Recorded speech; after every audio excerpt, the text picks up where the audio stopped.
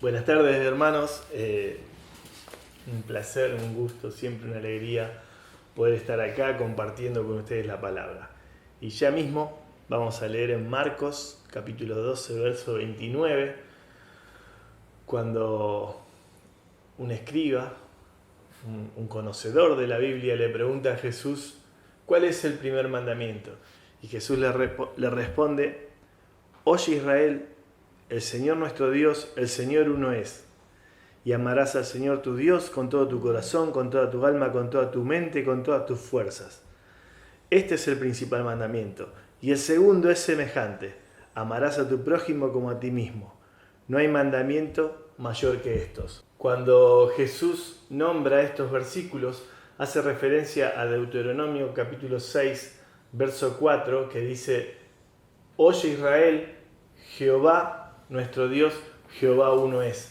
Y ese Oye Israel es una de las también conocido como Shamá Israel, es una de las principales plegarias judías y tiene dos características que me gustaría resaltar y contarles un poco.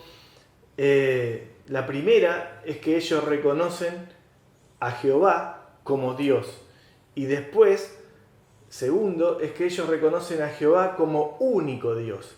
Jehová nuestro Dios, Jehová uno es. Y dentro del contexto que ellos vivían, decir que tenían un solo Dios no era nada fácil, porque todas las ciudades, todos los pueblos alrededor de Israel tenían muchos dioses, dioses de la fertilidad, dioses de la tierra, dioses del agua, dioses para todo, que la mayoría eran demonios, pero Dios se le presenta como único Dios. Cuando Dios se le presenta a Moisés, Moisés le dice, está bien, yo voy a hablar con el pueblo, pero ¿qué le digo? ¿Quién me envió? ¿Cómo es tu nombre? Y Dios le responde, yo soy el que soy. Y dijo, así dirás a los hijos de Israel, yo soy, me envió.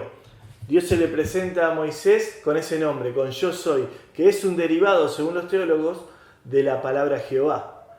Ahora, 1500 años después de eso, de que Dios se le presente a Moisés de esa manera, unos soldados romanos iban a arrestar a un hombre, y a un hombre normal, común, tan común y tan normal que el que lo entregaba le dice a los soldados romanos, al que yo le dé el beso, ese es. Y bueno, venían así los soldados con lanzas, con espadas para arrestar a este hombre, y se adelanta un hombre y le dice, ¿a quién buscan? Y los soldados le dicen, a Jesús Nazareno. Y Jesús le dice, yo soy. Cuando Jesús dice yo soy, vamos a leerlo por favor. En Juan capítulo 18, verso 6, dice, cuando les dijo yo soy, retrocedieron y cayeron a tierra. La deidad de Jesús ya no se podía ocultar más. Jesús se había manifestado como Hijo de Dios a aquellos que creyeron en Él, pero también se había manifestado a los necesitados, a los hambrientos, a los enfermos, a los demonios, y ahora se estaba manifestando como Hijo de Dios a los que lo iban a matar. Y este Jesús también aparece dentro de un contexto politeísta, dentro de un contexto, porque el Imperio Romano tenía muchos dioses, tenían a Venus, a Apolo, a Mamón, que eran todos los dioses venerados en esa época. Y cuando Jesús muere y resucita, la declaración Jesús es el Señor no era un desafío a la tradición hebrea, sino también un desafío a todos los dioses que estaban siendo venerados en esa época. Nosotros, en nuestros días, arrastramos la tradición cristiana occidental que nos lleva a ver lo religioso como una forma más de vida. Entre muchas otras. Por ejemplo, decimos, el Señor es arquitecto, el Señor es médico, el Señor es religioso, cuando nos referimos a un pastor o a un cura. Pero en la mente judía no existía esta separación entre lo normal y lo religioso. Todo en la vida es sagrado cuando entra en relación con Dios. Todo en la vida es sagrado cuando entra en relación con Dios. Y así era la forma que Dios quería que lo vieran. permítame mostrarle en esta línea del tiempo a hombres que se pararon frente a la vida mirando la cruz. Acá podemos ver a Job diciendo, yo sé que mi Redentor vive. Podemos ver a Moisés, que dice la Biblia, se sostuvo como viendo al invisible. Podemos ver a David diciendo, dijo el Señor a mi Señor, haciendo referencia lógicamente que entre Dios y él existía otro en el medio, que era Jesucristo. Y llegamos a nuestros días. Ellos miraban para adelante la cruz y nosotros miramos para atrás. Pero ¿qué sucede en estos días? ¿Qué sucede? Fíjense en Romanos capítulo 10, verso 9. ¿Qué sucede? Si confesares con tu boca que Jesús es el Señor, esta declaración de fe lleva la misma implicancia que en la antigüedad. Los cananistas tenían a Baal, a Astarot, a Diana. Los grecorromanos tenían a Venus, a Apolos, a Mamón. Los cristianos de hoy también tenemos dioses.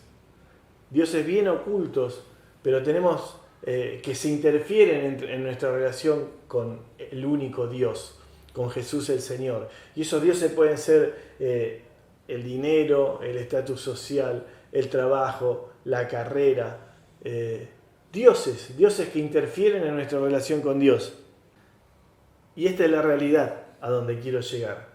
Al punto donde un virus desnuda nuestras vidas y pone en evidencia una vida dualista, donde tenemos un Dios para el culto del domingo y uno muy diferente para el resto de los días de la semana. Vamos a la iglesia buscando que el pastor nos inyecte una inyección de fe sin permitir que Dios sea el Dios de todos los días de nuestra vida cotidiana. Y así damos lugar y autoridad y control de nuestros hechos a otros dioses falsos. Sin ir más lejos, el otro día un hermano me decía, y bueno, vos porque tocás en un grupo cristiano y estás rodeado de gente cristiana, no como yo que estoy rodeado de gente sin fe. Pero eso lo decía simplemente porque él en su mente tenía a Dios encerrado en las cuatro paredes de la iglesia. Nuestra declaración, Jesús es el Señor, tiene que abarcar todas las áreas de nuestra vida. Trabajo, familia, nuestro compromiso social como parte de una sociedad, incluso nuestros enemigos tienen que ser alcanzados con perdón y con amor. Y siempre me gustaron este tipo de confrontaciones donde Dios me empuja hasta el abismo del yo no puedo. Me lleva hasta un lugar donde me doy cuenta que mis debilidades son mucho mayores que mi compromiso. Y es ahí donde me decepciono a la gente que me rodea, pero es ahí también donde Dios se hace fuerte y donde Dios muestra su poder. ¿De qué manera? Los invito a leer en 2 Corintios, capítulo 13, verso 14, que dice así: la gracia del Señor Jesucristo, el amor de Dios y la comunión del Espíritu Santo sean con todos vosotros. Amén. El amor de Dios se manifiesta para con nosotros a través de Jesús. Jesús, en su gracia y por su sangre, nos perdona nuestros pecados y nos presenta delante del Padre. Y el Espíritu Santo es el poder que actúa en nosotros para que podamos vivir en plenitud esa vida que Dios quiere que vivamos.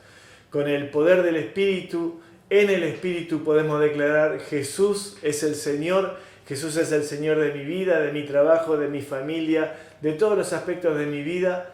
Y bueno, te invito a tener una oración. Padre, en el nombre de Jesús te damos gracias por este día. Gracias porque entendemos que tu amor, Señor, se derramó para nosotros en Jesús y que tu Espíritu Santo nos da la fortaleza para poder declarar a Jesús, Señor de todas las cosas, Señor de nuestro trabajo, Señor de nuestra economía, Señor de nuestra familia. En el nombre de Jesús, Señor, te damos gracias y queremos decirte que te amamos, Señor, porque vos nos amaste primero. En el nombre de Jesús, amén.